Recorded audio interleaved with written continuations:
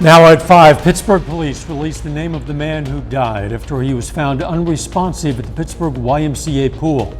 Plus, how Missouri Southern's helping students prepare for student loan repayments. And the field of GOP presidential hopefuls grows in size. I'm Natalie Brand with the big announcements from the newest candidates. The 4 states' most watched news starts now. Authorities have released the name of the man who died yesterday after he was found unresponsive in the Pittsburgh YMCA pool. This is KOAM News at 5. I'm Dow Quick. That man is 19-year-old Caden Barber. Caden graduated from Pittsburgh High School in 2022. During his time at PHS, Caden was a standout athlete, excelling on both the football field and later on the wrestling mat. Emergency responders were called to the Y around 7:50 yesterday morning. That's where they found Caden unresponsive at the pool. He was rushed to the hospital where he was pronounced dead. His family says he'd been doing water training in preparation for going to the Navy. While police do not suspect foul play, Caden's death is still under investigation. Warm day out there. Let's check in with Chief Meteorologist Doug Heddy. Yeah, teetering on hot. High temperatures right around 90 degrees once again for us during the afternoon. We do have some little cumulus clouds which are popping up and a couple little isolated tiny showers, couple little thunder showers, mainly on the Missouri side that have kind of flared up over the past couple hours just north of Stockton Lake. You can see a couple showers just north of Lamar, also Girard. We're not going to have much action out there as we go through the evening hours, just a 1 or 2 hit and miss storms. Look at our temps, 92 Lamar, 90 in Grove. Parsons is sitting at about 89 degrees, so it is hot. We'll slide back through the 80s, 70s, eventually mid 60s later on tonight. Thunderstorm chances increase the next few days. We're going to talk about that here in just a bit. All right, see you soon. Now that the debt ceiling bill has passed, college students might need to start making preparations for student loan repayment. A student at Missouri Southern University tells her concerns with loans coming due. Luckily, I've been one of the few that haven't had to take out a large quantity of loans, and I've been very grateful for the fact I've had support to help me repay those. But for those I know who still have that hanging over their head, it is definitely a stressor. Student loan repayments could begin 60 days after the Supreme Court makes its decision on the Biden-Harris forgiveness plan. Students are encouraged to get in contact with their loan servicer and figure out a plan. We're going to have much more, including advice from a financial aid expert tonight at 6. The 2023 Missouri Preservation Conference is underway in Joplin. One speaker talked about her progress in restoring local cemeteries. Jasper County isn't the only county with decaying cemeteries. Missouri has dozens of abandoned cemeteries and no tax for maintenance. It's really about building a group of people that are really passionate about the cemetery and then bringing some resources to bear. It might be things like learning how to repair headstones or clean them, mowing and maintenance of the grounds. There are a lot of things that go into cemetery preservation. The 2023 Missouri Preservation Conference will continue through Friday. Transgender minors and some adults in Missouri will soon be banned from accessing puberty blockers, hormones, and gender-affirming surgeries. Governor Mike Parson signed the bill today. Beginning on August 28th, Missouri healthcare providers won't be able to prescribe those gender-affirming treatments for teens and children. Governor Parson also signed a bill prohibiting educational institutions from allowing biological male students from participating on sports teams designated for biological females. Mike Pence announced his candidacy for the White House in the first-in-the-nation caucus state of Iowa. Former Vice President wasted no time in taking the fight to his former boss, Donald Trump, who of course is running for re-election. Natalie Brand has details from Washington, D.C. To the next President of the United States, Mike Pence. Mike Pence is the first vice president in modern history to challenge his former boss for their party's presidential nomination. You know, when Donald Trump ran for president in 2016, he promised to govern as a conservative. And together we did just that. But today, He makes no such promise. Pence, speaking from Iowa, directly addressed the January 6th Capitol attack. On that day, President Trump also demanded that I choose between him and the Constitution. I chose the Constitution, and I always will. Pence joins a growing list of former allies now challenging Trump, but the former president remains the frontrunner in early polling of GOP voters. Former New Jersey Governor Chris Christie, who announced his candidacy in New Hampshire Tuesday, says he'll be calling out Trump. The reason I'm going after Trump is twofold. One, he deserves it. And two, it's the way to win. In North Dakota, Governor Doug Burgum launched his bid Wednesday. The software billionaire did not mention any other candidates. We need a leader who's clearly focused on three things: economy, energy, and national security. The latest candidates join an expanding field of Republicans who still have more than 7 months until the Iowa caucuses. Natalie Brandt, CBS News, Washington.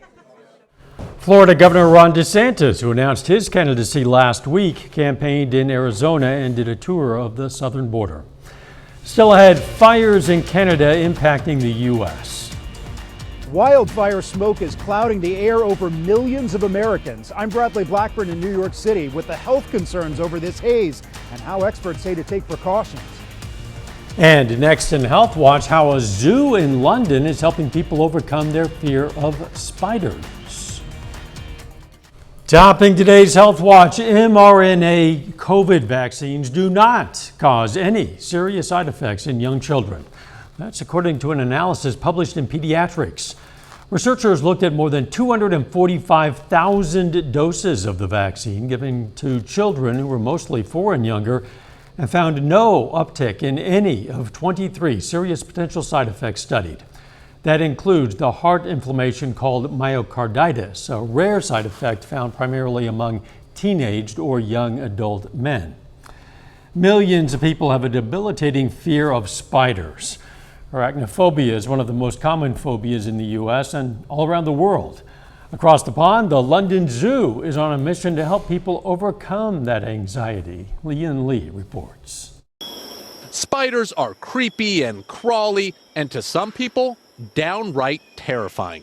I can't walk up the stairs without having all the lights on because I once had a spider in the corner of the stairs. And I had a full-on panic attack to the point where I got so stressed. My nose started bleeding. Ilana Brewster is at the London Zoo's Friendly Spider program to detangle her web of worry. I rate my fear a 10 out of 10. Amazingly, I used to be scared of spiders. They're around anyway. Zookeeper Dave Clark has helped more than 5,000 people shed their dread over the past 30 years. We know we've had 98% success, which is amazing. The one-day course mixes psychotherapy with hypnosis. They live a life of fear. You don't need that fear. But first, they have to face it. You're doing really well. You're doing really well. Experts believe arachnophobia could come from either childhood trauma involving spiders or a fear passed on by a parent.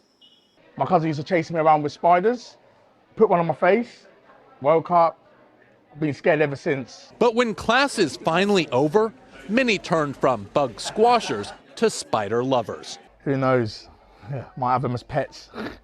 Ilana wouldn't go that far. I'd probably rate my fear about a 3 out of 10. But says at least she spun a more confident connection with the 8-legged critters. Ian Lee, CBS News, London. Conquering your fear isn't free. The Friendly Spider course costs just under $200.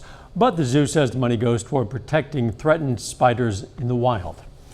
That is a look at today's health news. A little bit later, our pet vet on call. Hi, I'm Dr. Eva Dudek from Parsons Pet Hospital. Coming up, we're going to talk about keeping goats as pets. Plus, thunderstorm chances increasing a bit over the next few days. We're going to look at that coming up.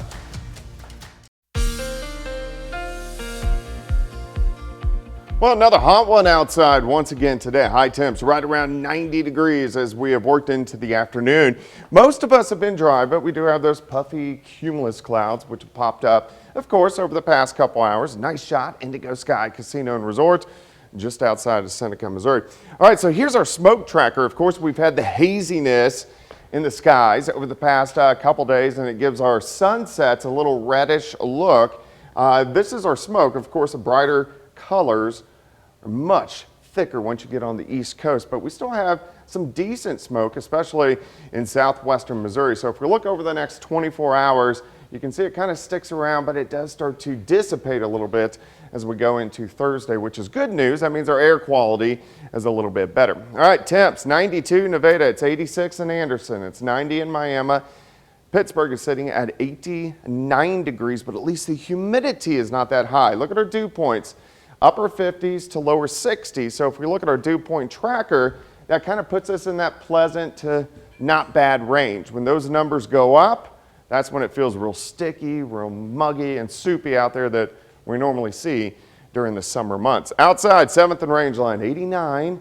Visibility is pretty good. West, northwesterly winds at about 5 to 10. We'll slide back through the 80s, 70s, eventually into the mid 60s for us a little bit later on tonight. But most of us are dry, so it's going to be a decent evening. You can see a couple little pop-up guys out there, but again, most of us look pretty good. So a few random little showers near Stockton Lake, a couple little sprinkles kind of scattered about across the region. But again, most of you are going to stay dry throughout the evening hours. But what we're watching, this little line of clouds, that is a cold front that is kind of backing in, and it's going to hang out on top of us the next couple days and give us those chances for showers and thunderstorms. Let's go through the evening.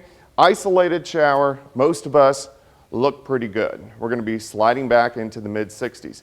Here's that front working in by tomorrow morning. A few scattered thunderstorms on the Missouri side, and then as we go through the day, the front kind of backs a little bit farther into Kansas and also Oklahoma. So scattered thunderstorms tomorrow afternoon, majority of them southeastern Kansas, northeastern parts of Oklahoma. Temperatures with the cloud cover, a little bit cooler, highs mainly into the mid 80s. Tomorrow night, any storms pretty much clear out, and then as we go into Friday, a very similar setup. This front still just kind of hanging out in our western counties, so by Friday afternoon, we'll get a few pop-up showers and thunderstorms.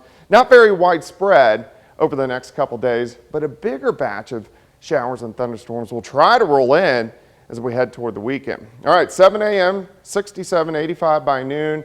I think our high temp right around 87 as we go into the afternoon hours. 85 on Friday, just hit and miss scattered thunderstorms. Over the weekend, we're also going to have those chances stick around. Over the weekend, this could be a little bit more widespread, some bigger batches of showers and thunderstorms. Cooling down early next week, a high of only 81, and then we accelerate upward through next week. In fact, mid 90s by next weekend, so the heat really returns. Summer, maybe not here officially, but boy, it's feeling like it. Yeah. Thanks, Doug. Coming up, drug maker Merck is suing the federal government for over a new Medicare plan. Topping today's Consumer Watch, drug maker Merck is suing the federal government over its plan to allow Medicare to negotiate prices for a handful of drugs. In the lawsuit, Merck called the plan, which is part of the 2022 Inflation Reduction Act, extortion and a sham. Some patient advocacy groups have slammed the lawsuit, and the Secretary of Health and Human Services responded saying, quote, "The law is on our side." Federal regulators say a once popular baby pillow that was taken off the market 2 years ago is now linked to at least 10 infant deaths in the U.S. Boppy's newborn lounger was originally recalled in 2021 after 8 deaths were reported with its use due to a risk of suffocation. The company and the U.S. Consumer Product Safety Commission are urging caregivers to stop using that pillow. Tens of millions of Americans in the Northeast are under air quality alerts because of hundreds of wildfires burning in Canada. Health experts have warnings for the most vulnerable, including children, the elderly, and those with lung problems. Bradley Blackburn reports from New York on the situation there and in other areas of the U.S. The New York City skyline is shrouded in smoke, and there's a haze over Washington, D.C. When the sun comes out, it has this strange glow about the city. Air quality in the cities is now among the worst in the world. The levels of health concern, it really sent shockwaves throughout the entire city and this region. Schools in New York and Washington canceled all outdoor activities, and Writers Guild picket lines were halted. The bad air quality extends south to the Carolinas and west to Cleveland and Indianapolis. I noticed that it looked smoggy, effectively smoggy, but it had that distinct smell of smoke. The Air Now app from the EPA gives real-time information about air quality where you are. Very unhealthy here in New York City right now. And in these conditions, doctors warn against exercising outside and advise wearing a high-quality mask. Other advice includes keeping your windows and doors closed, running air conditioning on a recirculation setting, using air purifiers, and staying inside as much as possible. Those suggestions are a way of life for those living in areas with year-round air quality issues, like Delhi, India, or Beijing, China. The fine particulate matter in the air can get into people's lungs, cause inflammation, and worsen conditions like asthma, chronic lung disease, or underlying heart conditions. The unhealthy air is expected to stick around for the next few days as officials in Canada say hundreds of intense fires there continue to burn. Bradley Blackburn, CBS News, New York. The air quality in New York City yesterday was the worst since the 1960s. Our pet vet on call next.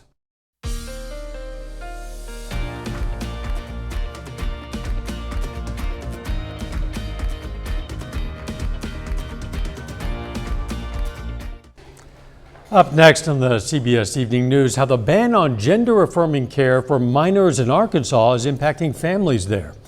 Then on KOAM News at 6, a crash in Montgomery County, Kansas claims the life of a teenager.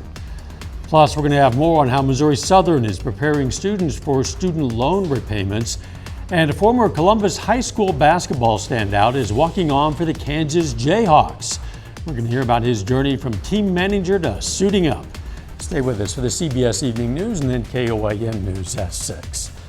Now, a lot of people prefer pets that are not necessarily dogs or cats. Today's question for our pet vet on call, do goats make good pets?